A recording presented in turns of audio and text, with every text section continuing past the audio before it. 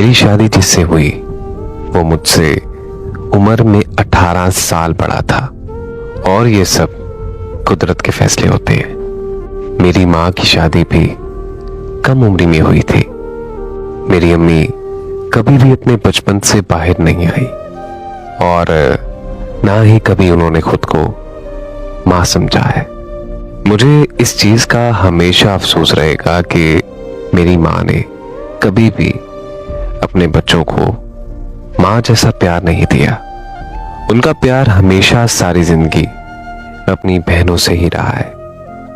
मेरी माँ की मुझ पर तवज्जो ना होने की वजह से हमारे घर जो भी रिश्ता आया मैंने हाँ कर दी, ये सोचकर कि अपना घर होगा, अपना शौहर होगा, मुझे अपने शौहर से बहुत ज्यादा प्यार मिलेगा। मेरी माँ ने भी मेरा फर्ज बोझ समझकर उतारा, यहां तक कि अब्बू से भी दूर रखा मुझे। मेरी माँ मुझे ये कहती थी कि वो मेरा शौहर है, वो तुम्हारी जरूरियात क्यों पूरी करेगा। और फिर 19 साल की उम्र में मेरी शादी हो गई। लेकिन खुदा का करना ऐसा हुआ कि मेरी शादी के बाद उससे भी बदतरीन हालात हो गए मेरा शौहर शराबी और बदकिरदार निकला। लेकिन उसके बाद भी मैंने उसे अपना सब कुछ समझा, क्योंकि मेरे दुख तकलीफ सुनने वाला मेरा कोई भी नहीं था।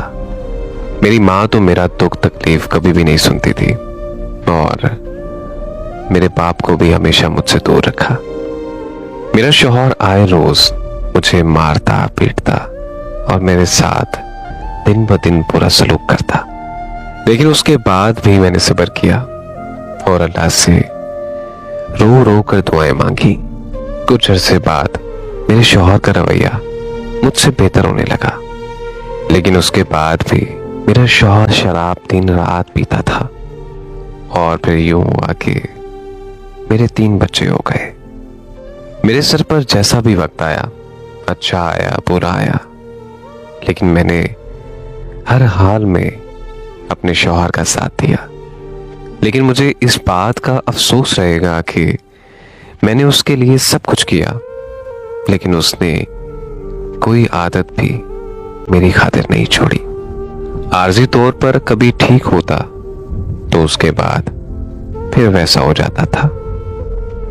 अब ये आलम है कि वो मुझे मारता है और मुझे ये कहता है कि मेरे घर से निकल जा, तुमने मेरे अपने मुझसे जुदा कर दिए। अब मैं कहां जाऊं अपने बच्चों के साथ। मेरा इस दुनिया में कोई नहीं है। यकीन जाने मैंने उस बंदे की दिन रात खिदमत की, मैं अपनी जान तक देने से पीछे नहीं हटी, लेकिन मेरे साथ फिर भी बुरा हुआ। अब मैं कहां जाऊं, क्या करूं, मुझे कुछ समझ नहीं आ रहा। काश ये खुदकुशी आराम ना होती तो आज मैं वही कर लेती।